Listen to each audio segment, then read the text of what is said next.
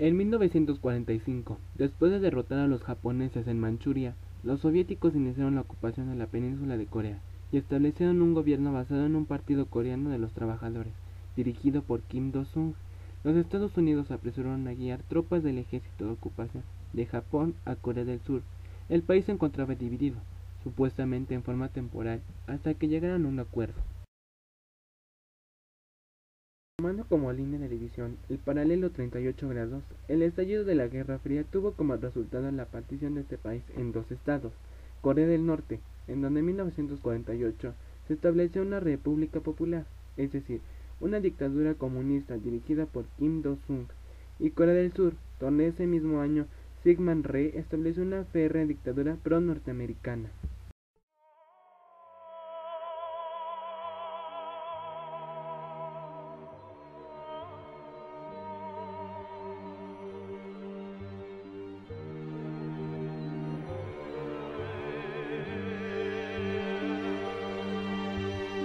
El triunfo de la Revolución Comunista en China el 1 de octubre de 1949 alteró completamente el equilibrio geoestratégico de Asia.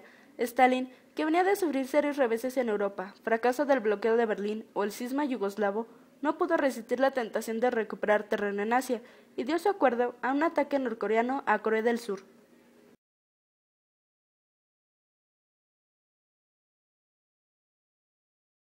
En junio de 1950, ambas potencias instauraron regímenes de acuerdo con sus propias preferencias y el norte comunista invadió el sur en junio de 1950, dando pie a la Guerra de Corea y a un escenario para la confrontación en la guerra que duró más que la propia Guerra Fría.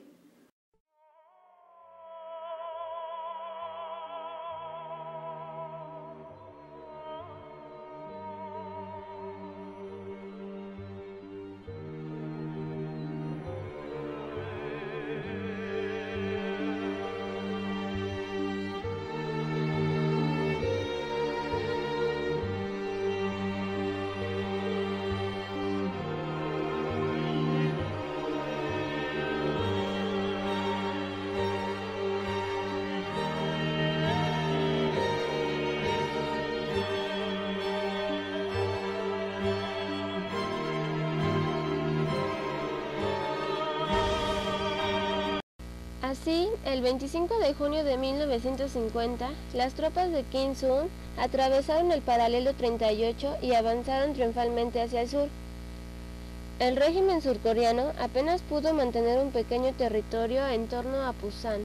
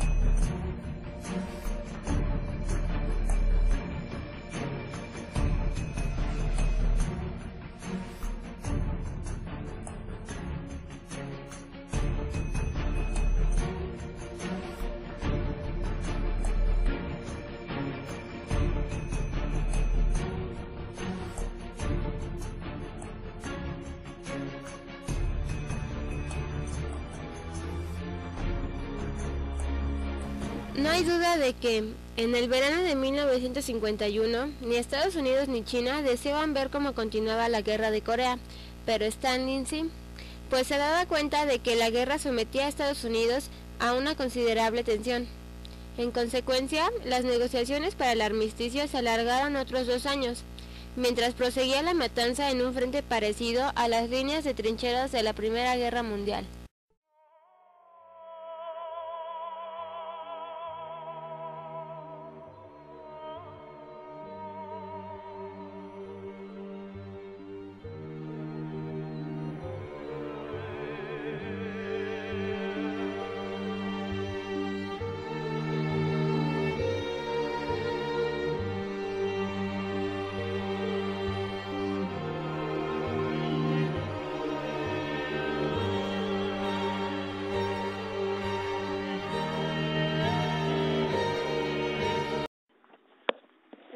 norteamericana, para la sorpresa de Stalin, fue inmediata.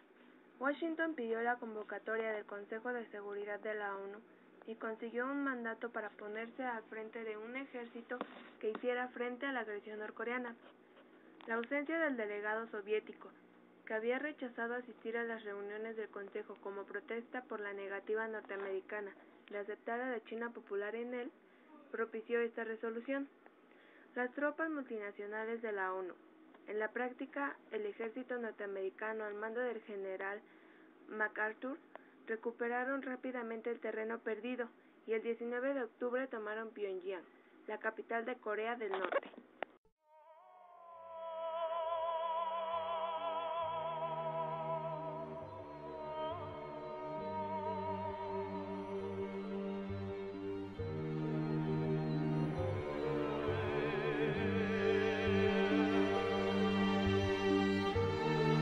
Tres días antes, el 16 de octubre, tropas chinas con masivo apoyo militar soviético penetraron en Corea haciendo recular al ejército norteamericano. El 4 de enero de 1951, las tropas comunistas retomaron Seúl.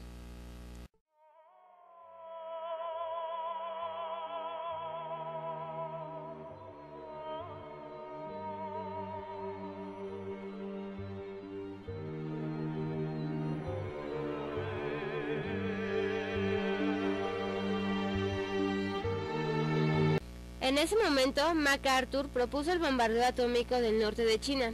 Tanto el presidente Truman como la mayoría del Congreso reaccionaron alarmados ante una reacción que podía llevar al enfrentamiento nuclear con la URSS. En un enfrentamiento cada vez más abierto, Truman destituyó a MacArthur entre las protestas de la derecha republicana y lo sustituyó por el general Ridgway.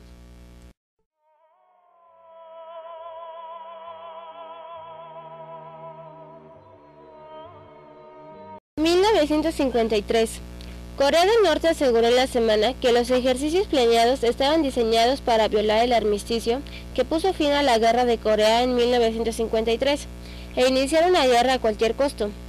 En la ONU, las pláticas de emergencia de casi 8 horas sobre el conflicto que mantuvo el Consejo de Seguridad terminaron sin una declaración unificada.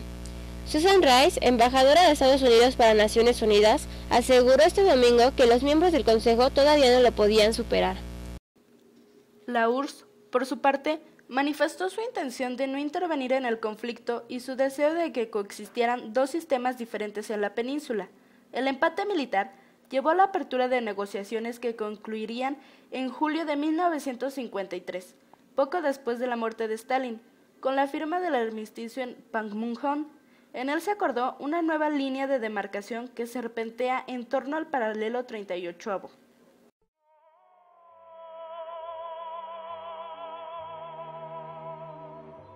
La pervivencia del régimen comunista norcoreano ha hecho que esta frontera de la Guerra Fría haya sido la única que ha pervivido hasta el siglo XXI.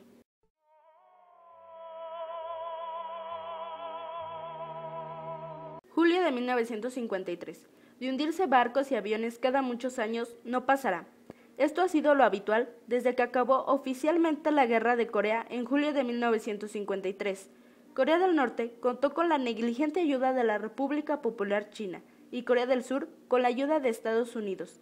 En todo caso, una guerra entre estos dos no es posible debido a que contarían con la ayuda de países con armamento nuclear y eso imposibilita que nadie mueva pieza.